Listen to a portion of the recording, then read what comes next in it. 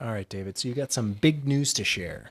I don't know if it's the biggest news. You've already kind of done it yourself, but it's essentially, well, within the Micro Four Thirds ecosystem, just upgrading.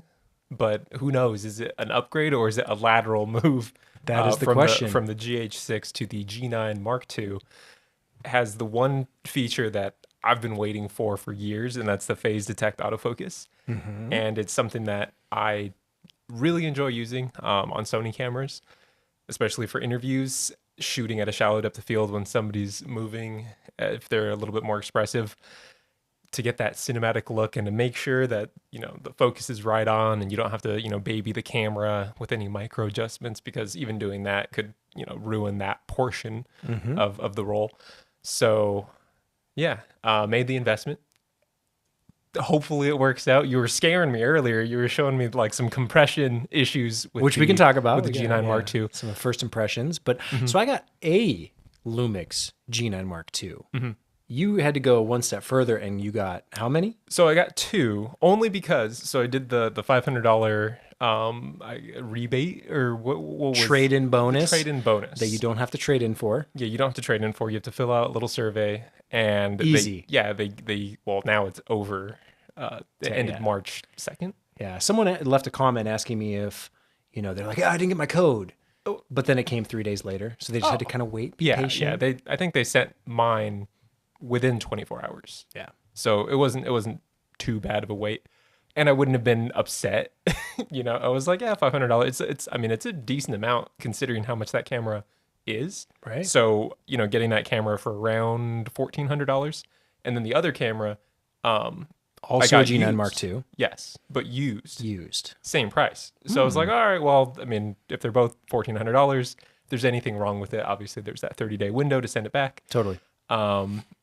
And I was kind of talking with you about a lot of people have an issue with the Micro Four Thirds against like a full frame. You don't get that look, that full frame look. But it's easy to achieve. You just need to have enough room. And I feel like most people don't use the camera like for that advantage. Photographers might know a little bit more about it, especially because it's that two times crop, right?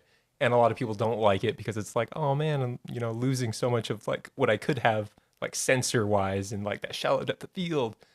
But on the flip side, it's a lot more reach. So if you're shooting, telephoto, very long distance, Wildlife. wildlife, architecture from a distance, shooting like buildings, skylines, Sports. sports. A lot of people have, nothing but praise for the Micro Four Thirds system because it's smaller and, lighter weight, everything about it. And then the G9 Mark II has, like I don't know what they call it, like a high resolution mode.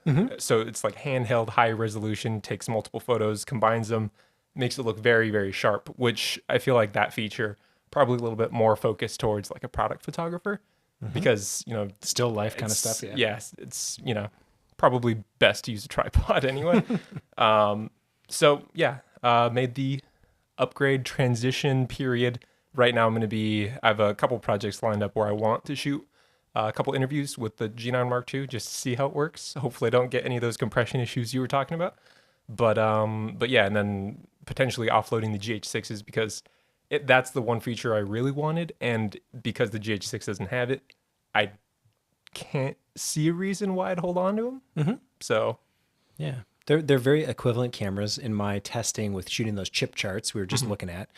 The color, I want to say on the GH6 is slightly more accurate, but like not by much. yeah, and with that, it's an easy tweak if you Simple. needed to. Right. So and again, the importance of using something like that, like a chip chart. Obviously, you can't shoot it all the time, but at least get your white balance in the right ballpark, and then that's just like the extra 1% of Right. fine detail work. Now, I talk about Lumix stuff all the time. Do you feel like my opinion sways your opinion, or do you feel like this is It's well, we work you've made this choice in isolation? No, well, we work on similar projects together. So it is nice to have cameras that I can, plug myself into, different crews, and Which you and own Sony equipment as well yeah, for the same reason. oh my goodness, I own Yes, different pools of gear I have. You still have quite a few EF lenses laying around. Oh my goodness, yes. It's like it's going to be a museum one day. well, I think that's I'm gonna have like a trophy case of like ancient gear,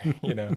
But it is kind of a weird thing where, like for a business, like you have all these things and obviously you make money with these tools. So it's not like a frivolous necessarily, but it can be if you have Yeah. because it's a hobby as well. Well, So someone that reminds me of someone's going to ask you about and get your take.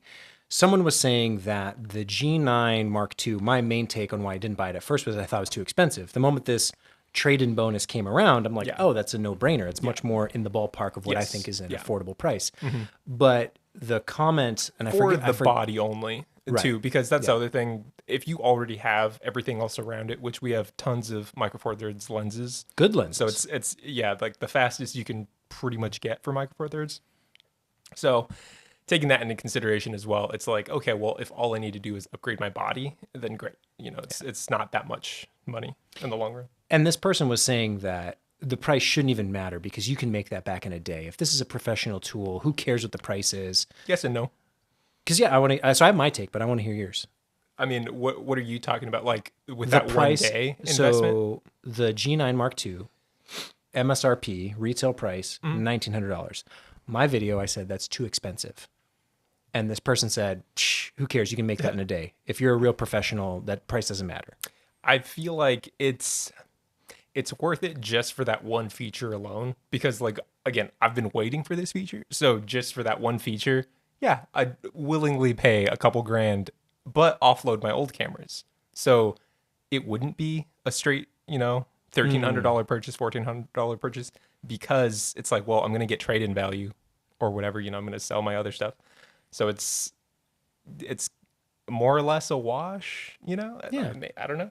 Well, for any business expense, there's obviously the tax benefits. There's the fact you're using it as a tool to make money. So it's not just a toy that you're spending money on not making money. And you're paying for like the future ease of just like, okay, it's in focus. It's like I don't have to baby the cameras as much. So it takes a lot less attention, tapping, double tapping, making sure everything's in focus. Like, okay, that neurosis you'll have. So I don't know. I think it's worth it. Well, I was just saying that it's too expensive.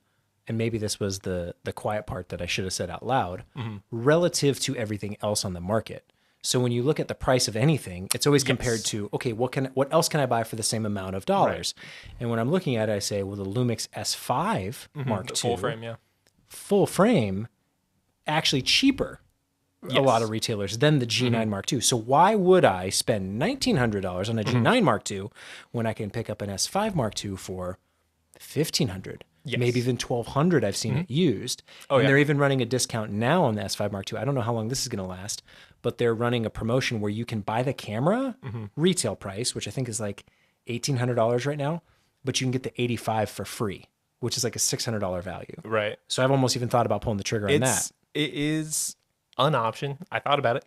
Right. And so what kept you in Micro Four Thirds? So the kind of simple fact of that Micro Four Thirds system I like to use for certain projects, and then especially with the cropping mode and everything with my Sony gear, I only shoot horizontal videos with Sony gear. So it's never been an option of someone like, oh yeah, let me also get a vertical it's like that. I feel like they can, the clients can figure that editing portion out later. If they really want to make it vertical, they can crop it and do whatever they want. Not my job, not my problem. No, kind of thing. because like their thing is I want a Netflix looking video.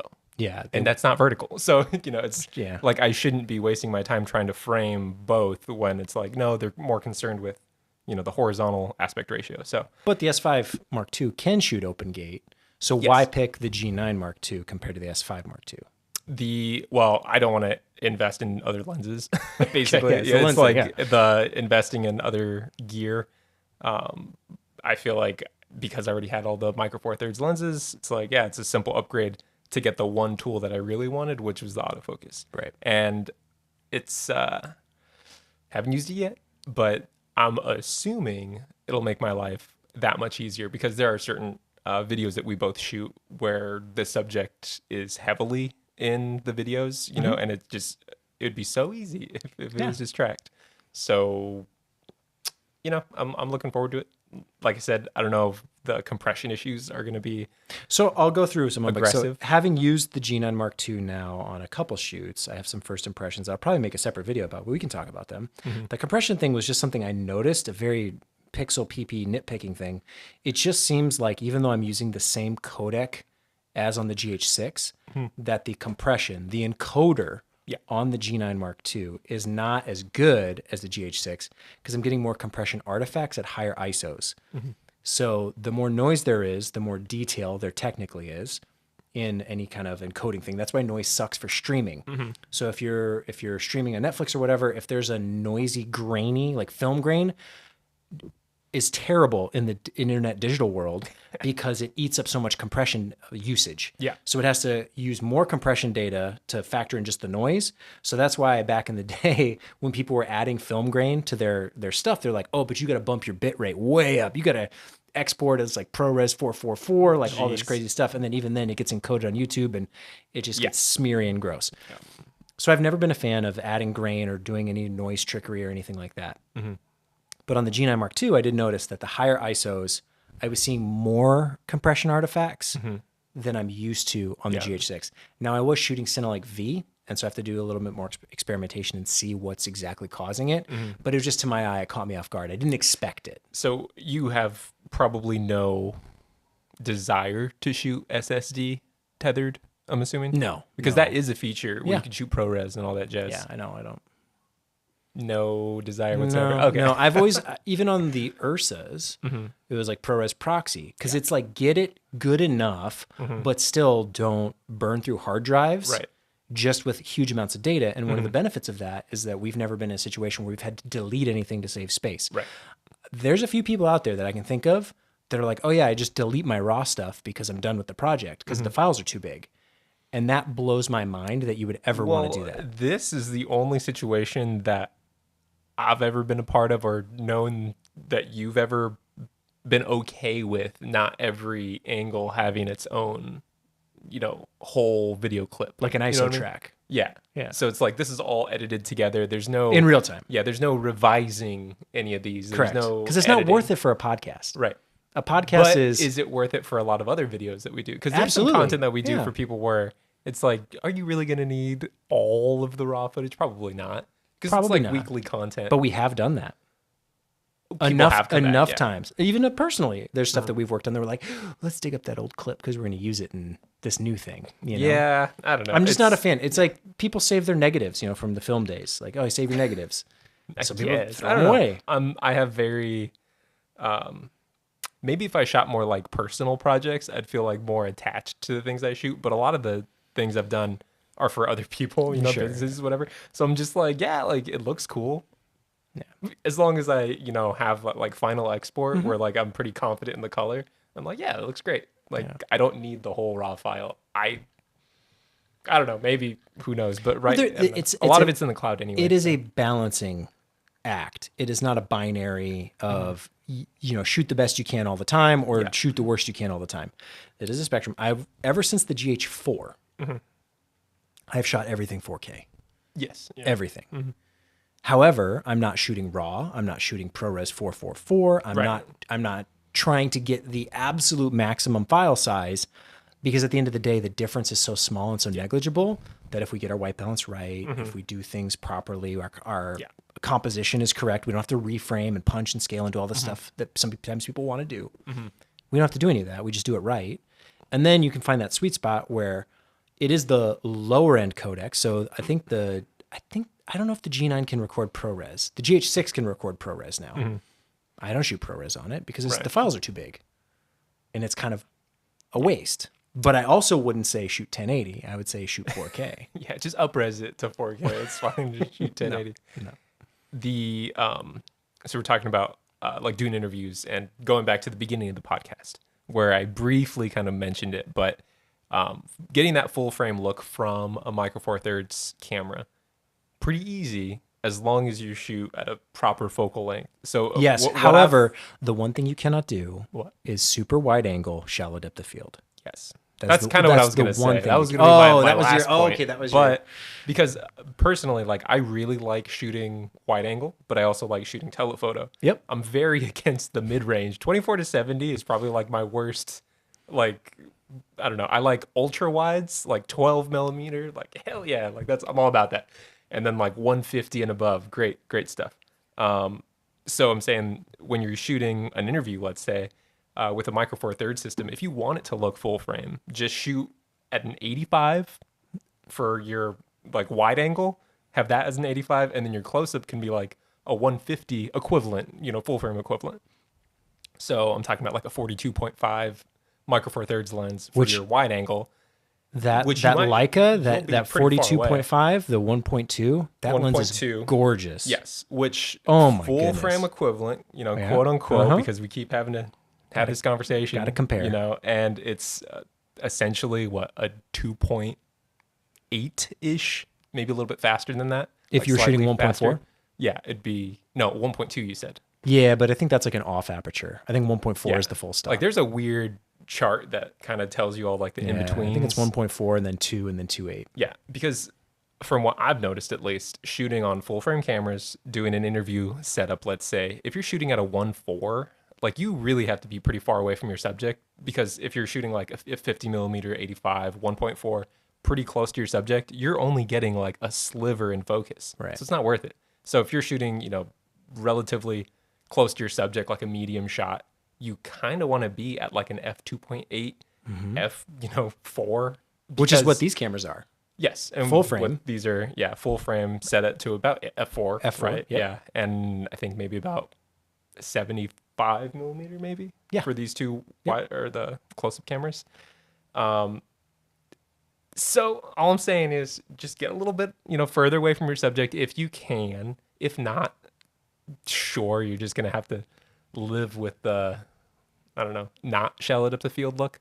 But if you have the space, and ideally you'd want to control as much of the environment as you can, right? Find the perfect space, which I will say that is where full frame cameras have gotten me out of a lot of jams, because sometimes you get placed into a room that you don't want to be in, and it might be too small, where full frame really does help, because you can make it still look kind of cinematic, given, a room with like the worst background, right? So all that to say, you can definitely get the Micro Four Thirds system to look equivalent to like a full frame, and like no one's ever questioned like the stuff I've shot, because I get it to look a certain way, and the people are just like overall like impressed. They're like, wow, this looks really nice. No one ever asks like, oh, what'd you shoot that on? Right, it's like, no, that just looks nice. It looks good. Yeah, there's plenty of situations where full frame is more of a detriment to what you're trying to do. Macro photography, I just ran into this. I was filming some bees and caterpillars and some flower petals and all these things. Yeah. And even on Micro Four Thirds, I'm stopping down to like an f4 or a 5.6 because I'm so close on such a small subject that even on Micro Four Thirds, the depth of field was too shallow. Right. Yeah. And now you have someone out there with a full frame camera going like, oh, I love to shoot at like a 1.2. And then they're trying to get close-up detail shots, and it's missing everything. Everything's a blur. Yeah. And you go, okay, yes, get the right tool for the job and understand the strengths and the limitations. And that's why I would never say that one is superior to the other. If there's certain things that are your priority, you can definitely pick the right tool for you. But for me, the simplicity of everything being relatively small, compact, lightweight, affordable, all those things are great. And now with phase detect autofocus, which I can give you some little pointers, some little tips, but it just does what I would want. And yeah, do I want the S5 Mark II? Yeah, that'd be cool to have full frame options as well. But then I sit there and think about it. I'm going, I mean, that 42.5 Micro Four Thirds lens is 1.2, and that's about as shallow as I would want to be. Right, exactly. Some of the stuff I've shot with that, I'm like, you would not be able to tell. Someone's not going to look at that and go, oh, that's not full frame. Right. There we go. That's a great image. The autofocus on the G9 Mark II, it's a nitpick, pet peeve. It bothers me that they're still using the box with crosshair symbol for autofocus on people. When you put it into animal detect mode, it does the kind of Sony Canon eye tracking just pixel. a little square on the little square on the eye. So for animals, it looks great. I prefer that visual representation of a green square on someone's eye. then you know versus for this sure. box that's like kind of cross-haired and It's like maybe. moving around. Yeah. The other thing I've noticed is that it works really well, Mm-hmm. and every once in a while, it'll kind of get stuck. Rarely, like 1% of the time, I'll be filming, and it'll be face detect. You know, it'll be human body detect. Mm-hmm. It's giving me all the symbols, and it's out of focus, and I'm sitting there waiting for it. I'm like, "You gonna like kick in here, buddy? You gonna do what I need?" And it's like, nope. I'm in focus. Like it thinks it's in focus, and then you kind of have to like Interesting. wake it up. Again, small nitpick, minor Yeah. gripe. However, I have noticed that it's not quite as, I don't know, responsive is probably the wrong word, because there Yeah. are the menu settings where you can make it more responsive. And typically I don't like that. Yeah. Because I don't want it hunting or bouncing around and doing all this crazy stuff, going really fast. It doesn't look very natural to me. So I haven't really messed with those settings. Maybe I could and get it a little bit more to my flavor. But there's a couple times where it just kind of gets stuck. The other time I've noticed that it's not at its strongest is when there's heavy backlight. If you're shooting with the sun kind of in the background, anything like that, it has a harder time Yeah. getting focus. Is that something you're doing all the time? Probably not, Right. but it's something to be aware of. Yeah, and again, the way that I use the Micro Four Thirds systems, and like there's other benefits that I really enjoy, which is the stabilization in camera. Absolutely. Like that's something that on a full frame, unless you have a gimbal, you really can't get that smooth of just like a handheld shot. So like that's one of the other benefits of shooting Micro Four Thirds. So it's up to you, however you want to spend your money, but. We have found a lot of success with Micro Four Thirds and the jobs that we've chosen to use that system on. Well, because it was just one of the first, as far as features that I care about, 4K. GH4 was one of the first consumer cameras that you could get that would even shoot 4K in a time where 1080p was good enough. That's 1080p. That's what the Alexa Yeah, that's shoots. HD. You don't need anything more. And then the GH4 is like, so we do 4K. And I remember opening that up for the first time and being like, oh my goodness, look at that resolution. So much resolution. Oh my goodness. And Holy. then I think at that time we were still exporting in 1080 or something like that. Probably. And it was just like, oh my goodness, like look at all this detail we're getting. So crisp and rich. And then things like stabilization, shooting not even just 4K, but 4K 60 Yeah. on the GH5. Having and the IBIS on the GH5 also being just huge, incredible advantages. Dual stabilization, because you already get like the however many axes they're up to now. I think it's up to 8 axis of stabilization. I don't even know what that really means. 8 stops. But Probably. stops. That's Yeah. what it is. But it's the like it just keeps getting better internally. But then you have the lenses that are also stabilized. So it's like, oh my goodness, it's not that you're a human tripod necessarily, but it's pretty stable. Well, you've been shooting with the 50 to 200 lens handheld, which is like a 400 millimeter equivalent. Yeah, And you're shooting macro plants, stuff, basically. like tiny little stuff that you would notice the micro jitters and the vibrations, and it's rock solid. Yeah. I'm always impressed whenever it comes to like the longer focal length, where I talked about earlier, like that's the strong suit of the Micro Four Thirds systems. It's so difficult to get that look with a full frame. You can. It's just a lot heavier, the lenses. Massive. Like, try to pick up one of those like 600 millimeter lenses. They're huge, right? So it's just like, okay, I can walk around with a whole kit of any lens I want, just, basically in my back pocket, as opposed to, carrying like an f2.8, 600 millimeter lens around full frame. That thing is insane. But like I said, it's right tool for the job. And then knowing the nuances of how to get that look you want, because ultimately that's what you want, right? It's like you have a vision in your head and then you figure out what tools to execute what you had in your head. You can't just like show up and be like, I really hope I can get my camera to do something when it can't.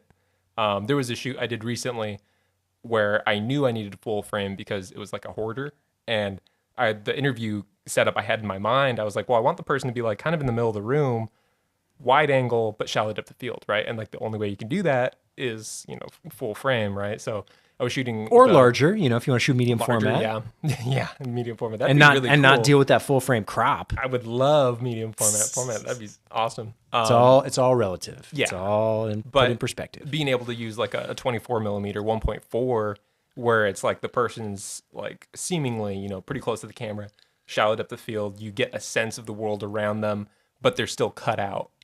Can't really do that on a Micro Four Thirds. Like you can attempt it, but everything will kind of be in focus, and it's just not what I had in my mind, right? So it's like just how can you accomplish what you have in your mind, and if you need to, tweak things, as in taking your physical camera further away so that you can achieve more cinematic look, then do it, because that's how you do it. Yeah. Well, there's definitely some helpful features on that G9 Mark II. The animal autofocus was very helpful because I was in a situation where I had to take some pictures of chickens. Oh yeah, And I saw showed those. you these ones. Yeah, And like every one of them was. I think you had maybe 90% success rate oh yeah, I mean way as far more as like focus was. for something that moves as erratic as a chicken does. Yes, yeah.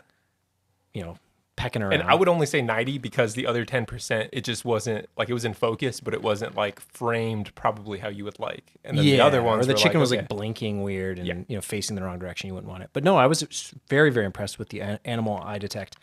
And it was one of those situations where the camera did help me out because the person I was like, oh yeah, I can never get a good picture of chickens. They just move too quick. Right. And I'm like there with my G9 Mark II, like brand new. And I'm like, let me test this out real quick. Because I couldn't do it on the GH6, that's for sure.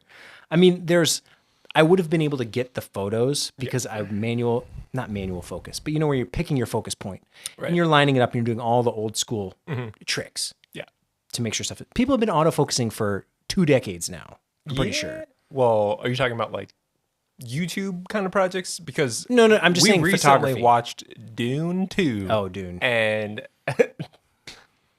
for as like those focus pullers were having a hell of a time trying to keep I don't know if you noticed how much was like out of focus, and it sucks when like an actor's trying to like give like a profound stare, and then the focus is like on the ear, and then it like creeps forward to the eye, and you're like, okay, there it is. Yeah, no, the G9 Mark II, it held up with these chickens and it did great, everything I needed to.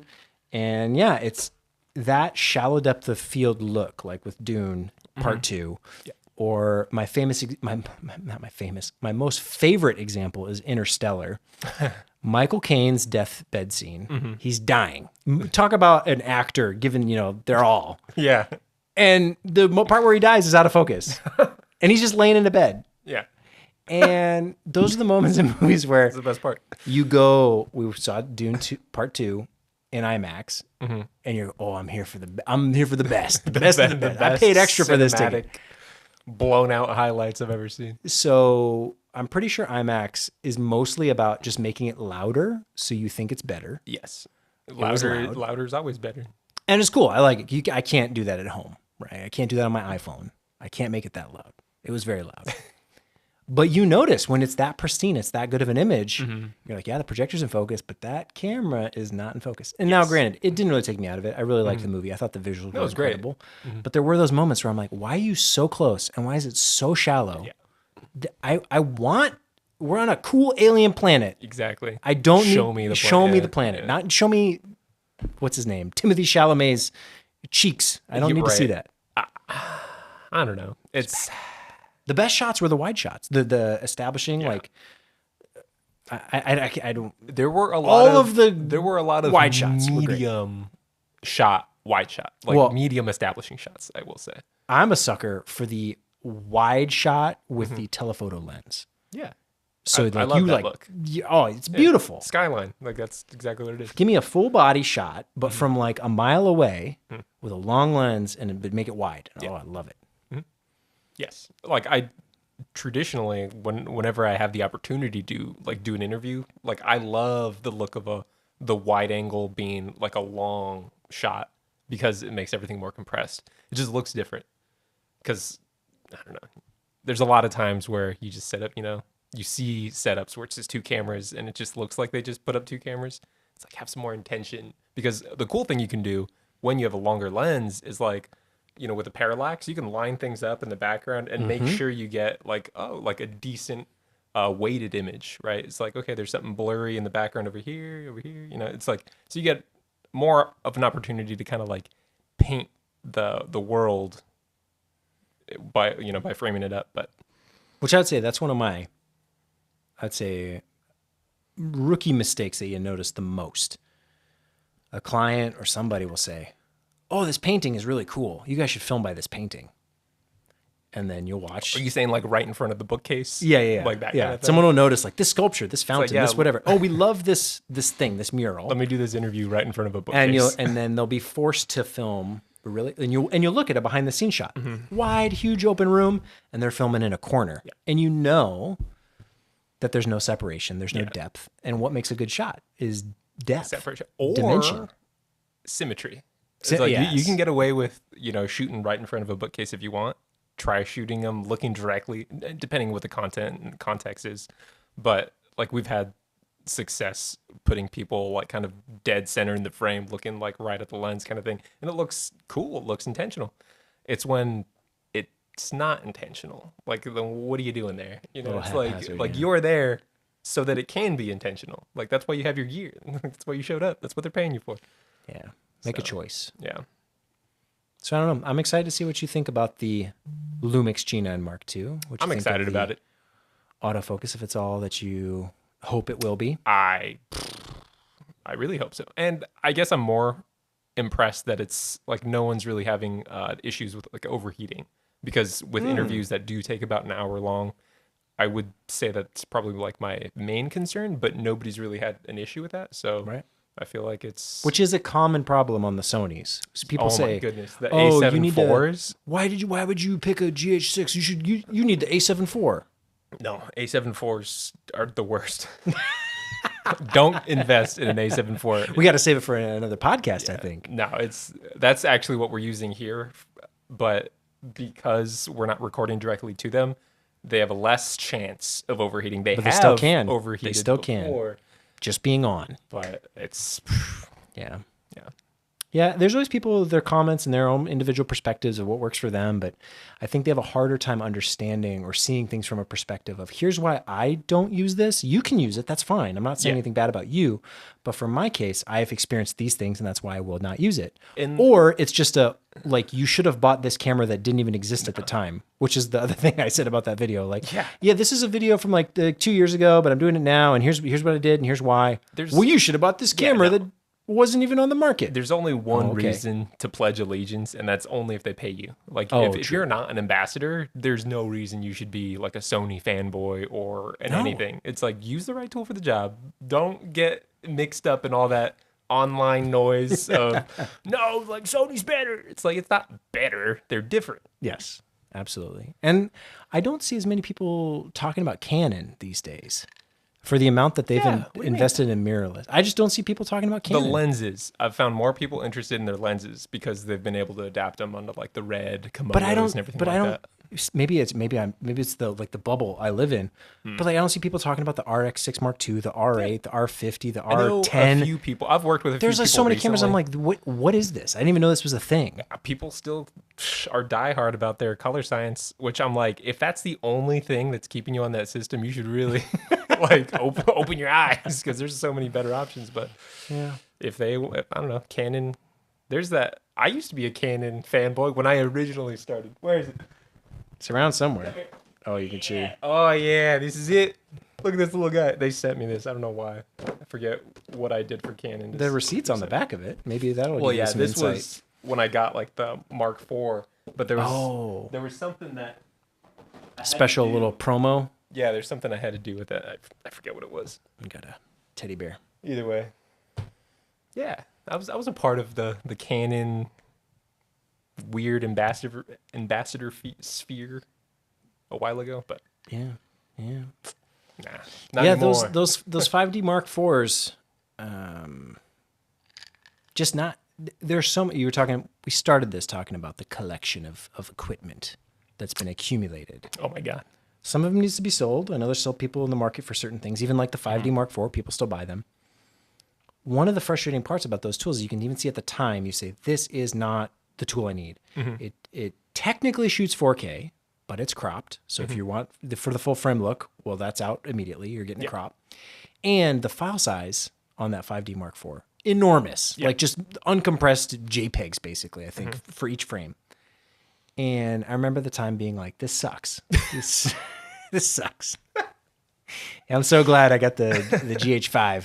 Right. But whatever, it's good for photography at the time. I loved it for photos. That's all I used it for. Yeah. It's literally all I used it for, because I couldn't use it for video. Great. It's like, like, well, Great photography camera. yeah.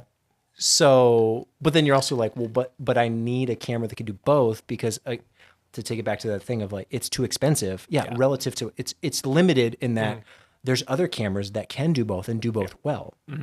GH5, for example. And now even in hindsight, having those 5D Mark IVs, I was like, oh, I'm going to use this for, to shoot some videos because like they're, we have them. Oh yeah, I can only shoot 1080. Yeah. I can't shoot 4K. I can't even do 4K output on the HDMI. Even the HDMI is 1080p. Yeah, it's an old camera, man. What do you want? Dude! Come on. Old. Come on. There's ancient microphones. It has a mirror box inside of it. It is old. Sure. There's old microphones we have that we still use because they're still good. There's old lights that we have that we still use because they're still good. Well, they perfected them 50 years ago. No. Like the Sennheiser mic I have was like perfected in like the classic Hollywood era. Like the Sennheiser, was it the 14M, something weird. There's just this, M13. it doesn't matter the price. If you buy the right tool that does what you need, it actually should withstand the test of time versus buying the newest, latest, and greatest just because it's new.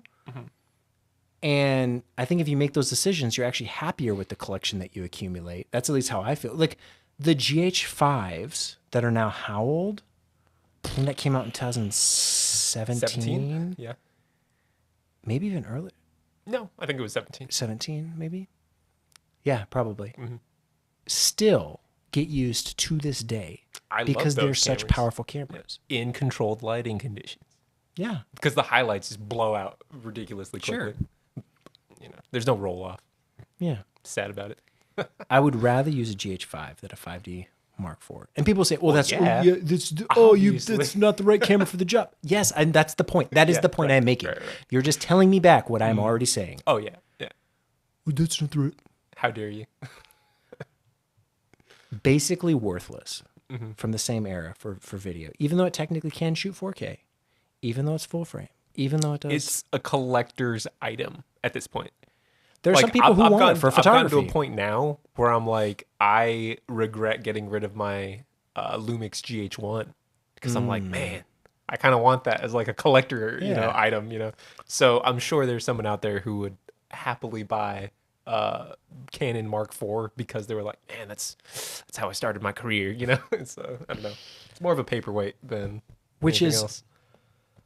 Kind of mind blowing that the 5D Mark IV, the pinnacle of Canon's mirror box system, right? Because since then they've gone the R route, the RF mount. Which, don't get me wrong, I guarantee you there's portrait photographers out there that probably swear by their Mark IVs. Of course. Because the battery lasts so much longer because of the mirror box. So it's, again, do you need that longevity? Totally. It's like, I can just look at the image without having to, have a LCD screen in there being powered. So there are pros to it, I guess, if you can consider them pros if you're a photographer. So it's, and then the color science, all that jazz. It's still a great photography camera, which has video features that no one should use. Right, but you look at all the new cameras, all the Canon R cameras, the Sony cameras, they are all hybrids. Even the most high end, like the A9, I think. What's the new blackout free global shutter? Is it the A9 Mark III or is it the Mark II? Which I think it's A9? Mark II. But yes, I know what you're talking. Yeah, has video features that you would want. Video features that you would want to use. Every camera has become a hybrid, and it's funny in hindsight. If you're using that camera to shoot video, but I'm saying, what are you doing? I know you're saying hybrid, yeah, but what are you doing? Every camera is a hybrid now. And that's why that Sony has dominated, I think, is because they've made true hybrids that people like to use, video and photo features side by side. Yeah, and it's funny in hindsight. A7 IV, and then it overheats every time you use it. In hindsight, criticizing the Canon 5D Mark II, the Mark III, the Mark IV, all of them, but at the time, people saying, "No, dude, all you need is 1080. Oh, it's incredible. It shoots 4K." Yeah. Dude, this camera is not usable for any of those things. Yes, it is just a photography camera. Shoot it to shoot reels. That's why. Use it to shoot reels. 1080. That's the max resolution that that's Instagram will allow you to upload. You mentioned the GH1. The GH1 shoots 1080p. Yes. So a 5D Mark IV now, granted, the sensors is a little bit different size. Yeah, a little. 4 times bigger, The actually. usable video mode on a 5D Mark IV is 1080p, and the usable video mode on a GH1 is 1080p. That is absurd to me. That's the world as it existed at one point in time. Now everything's 4K or 8K or whatever, and that's all fine and good. But Which, ironically enough, I don't know if you've seen this. People are starting to. Have you seen this? Have you heard about this? have you seen this? People are shooting camcorders now. Yes. So there's like an adapter that you can kind of plug into the component, which allows you to record to an SD card. So you're shooting and it looks, like a vintage camcorder, but it's obviously it's like using, whatever size sensor that is on those vintage cameras, but you get that aesthetic. So I think people, especially nowadays, it's really about standing out, right? So social media, all that jazz. So, just making something that looks different, looks good, looks the way that you have in your mind, and then figure out a way to get that on camera, whichever camera. So That blew my, speaking of camcorders back in the day, it blew my mind the first time I shot with the DVX 100. I didn't have a mini DV tape for whatever reason. So I was like, oh, I can plug in Firewire and I can capture in real time in Final Cut. what? Yeah. You can do log and capture via Firewire off the DVX 100. Real time? Is that And what you're saying? you'd hit record in Yes. Final Cut, Yeah, not on the and camera. then- yeah. And it would pipe Firewire signal into the... So you just need a whole camera or a whole computer system with you. if Correct. You're gonna So I did shoot that. with it. Oh my goodness. Okay. The quality difference between mini DV, I just thought the camera was fundamentally like low quality, standard def, whatever. But you're saying it was the medium you were recording to? Mini DV is so lossy and Yeah. so highly compressed. But at the time, I didn't know it. I was like, oh, you filmed Yeah, these you tapes, film it and then you plug it in, transcode yeah, it, and you copy your footage. The quality of this 480p, I was like, I was blown. I was like, oh my God, this looks like HD. This is incredible. And it was because it didn't have to go through a lossy medium. Yeah. And that, I guess maybe it was an eye-opening at the time and maybe something people don't take for granted. But yes, the codec you use matters, how it gets encoded, all those things, your process matters. It's not always just, oh, the camera sucks or the camera's great. It's all the in-between as well that matters. And then from then on, I wanted to just be plugged in Firewire for every shoot, but that's not practical. No. I mean, that's, you get into that kind of territory with photos as well, because there is that like shooting tethered, because the benefit you have of shooting tethered is that you can kind of apply your look to it, to a raw image. So you're not just looking at, what would be the JPEG, on your camera. So it's kind of a funny thing. I wonder if there's going to be a day in the future where they allow you to have like LUTs for your photos. So your raw photos will have LUTs. Maybe they do that. I don't know. I haven't. Theoretically, you should test it on the G9 Mark II because it has real-time LUT. Oh, that's right. For video. But I think the same would be true for JPEGs. I don't know why not, because if you're shooting JPEGs, they come in as Vlog. So if you use the real-time LUT, I think that should work for photo. The only thing is you can't really adjust it. No, Real time. not it. But you can apply it in real time. I don't know that I would ever do that. I'm trying to imagine the I would use never. case of. I I don't- guess if I had to deliver from the field, Yes. if it was, hey, we're There have been times where we've done like webcast kind of stuff. oh Like recently, like a couple weeks ago, right? So it's like yeah. in that scenario, I could see if you're given a feed going out, it's like, yeah, I'll Yeah. just apply the LUT. Oh, that's a good case. So you're using the camera in an environment with other branded cameras. Because I bet you could get a LUT that's like Lumix to S-Log. So Vlog to S-Log. And you could match. But even then, if In you're real using a time. monitor, you can just send it through the monitor. I don't know. It would have to be some situation where you needed to like deliver it immediately and you didn't want to color grade it after the fact, but you didn't want to shoot Cinelike V for some reason.